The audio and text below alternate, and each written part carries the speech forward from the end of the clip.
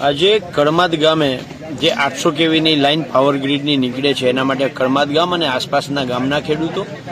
એવી જ રીતે અમે અગાઉ જે 765 કેવીની લાઈનો મોરબી જિલ્લામાંથી નીકળે છે, માળિયા હોય, મોરબી હોય, આ બાજુ જામનગર હોય, બધાય અત્યારે પહેલો અમારો પ્રયત્ન એ છે કે આના 1885 ટેલિગ્રાફ એક્ટ શું છે, 2003નો ઇલેક્ટ્રિસિટી એક્ટ શું છે,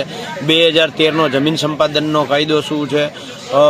2017 થી 2025 સુધીના રાજ્ય સરકારના પરિપત્રો શું છે, કેન્દ્ર સરકારની આ બાબતની એસઓપી શું છે, રાજસ્થાન સરકારે હમણાં જ જે તાજેતરમાં નવી એસઓપી આપી છે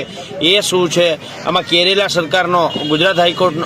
કેરેલા હાઈકોર્ટનો હુકમ શું છે, આ બધી જ બાબતોને લઈ અને ખેડૂતોમાં નાની મોટી માહિતી આવે, ખેડૂતો સંગઠિત થાય અને જે રીતે દક્ષિણ ગુજરાતની અંદર ગુજરાત ખેડૂત સમાજ, ગુજરાત કિસાન સંઘર્ષ સમિતિએ જે લડાઈ કરી અને ત્યાં 74 લાખ રૂપિયાથી લઈ અને 1 કરોડ 74 લાખ રૂપિયા સુધી 765 કેવીમાં જે જયેશભાઈ પટેલે વળતર અપાવડાવ્યું છે અને નવસારી કલેક્ટરે જે રીતે માર્કેટ ભાવે ખેડૂતોને વળતર આપવાનો હુકમ કર્યો છે, તો નવસારી કલેક્ટર જો હુકમ કરી શકતા હોય તો મોરબી કલેક્ટર કે સુરેન્દ્રનગર કલેક્ટર શું કામ ના કરી શકે? એટલે આ બધી જે ખેડૂતોમાં અજ્ઞાનતા છે એ બાબતે આખી માહિતગાર કરવા માટે અમે આ રીતે 8-10 ગામ ભેગા કરી અને મિટિંગોનું અત્યારે પ્રયોજન કરીએ છીએ અને હું આપના માધ્યમથી, આપની ચેનલના માધ્યમથી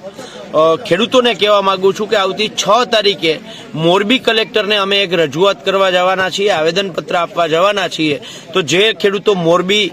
કલેક્ટરે સવારે 10 વાગે પહોંચી શકતા હોય તો એ લોકો પધારે એવું ભાવભર્યું આમંત્રણ સાથે આહવાન કરીએ છીએ.